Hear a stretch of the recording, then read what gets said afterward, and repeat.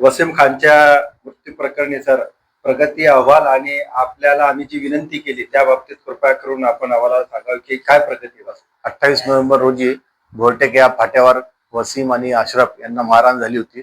त्या अनुषंगाने आपल्याकडे 433/25 गुन्हा दाखल आहे. त्या गुन्ह्यामध्ये आपण सुरुवातीला 307 म्हणजे नवीन याच्यामध्ये 109 कलम आहे व इतर राईट असं दाखल केलेलं आहे.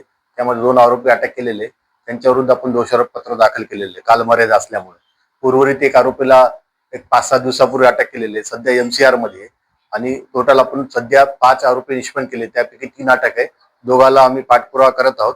एक 4-5 दिवसात ते आरोपी लवकरात लवकर अटक होऊन जाईल आणि त्या अनुषंगाने पुरावा चांगला गोळा करून आरोपीला शिक्षा कसं होईल हा आपला मेन उद्देश आहे. त्या अनुषंगाने आम्ही प्रयत्न करू.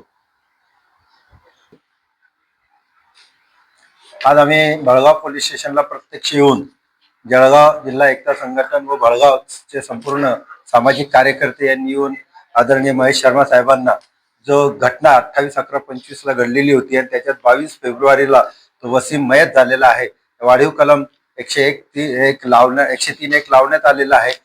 एक आरोपीला अटकही केली आहे साहेबांनी. त्याच्यानंतर 2 आरोपी साहेब शोध घेत आहेत.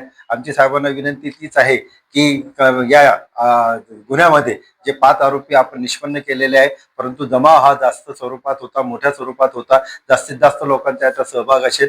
परंतु आमची या ठिकाणी आपल्याला विनंती की ज्यांचा सहभाग होता, ज्यांनी प्रत्यक्ष सहभाग घेतला, ज्यांनी मारहाण केली त्या लोकांना सोडता कामा नये, जेणेकरून कायद्याचा धाक त्यांच्यावर राहणार नाही. जर ते सुटले तर कायद्याचा धाक त्याच्यात राहणार नाही. ही विनंती वजा लेखी निवेदनामध्ये द्यायला आलेलो होतो याच्यासाठी की पुन्हा वर्सेस गव्हर्नमेंट ऑफ इंडियामध्ये सुप्रीम कोर्टाने 2018 साली एक सायटेशन दिलेलं आहे की जर अशी मॉब लिंचिंग झाली तर त्यावेळी पोलीस आणि प्रशासनाने न्यायालयाने कोणती कारवाई करेल त्याबद्दल आम्ही साहेबांना विनंती केली. साहेब त्यांचं अहवाल पीपींना पाठवून योग्य ते मार्गदर्शन घेणार आहे. त्याबद्दल आम्ही त्यांचं या ठिकाणी आभारी व्यक्त करतो आणि त्यांनी शब्द दिलेला आहे की कडक कारवाई करण्यासाठी चांगले पुरावे ते गोळा करीत आहेत. त्याबद्दल आम्ही त्यांना सर्वतोपरी सहकार्य करू एवढं बोलतो. धन्यवाद. फारुख शेख, एकता संघटन, जळगाव.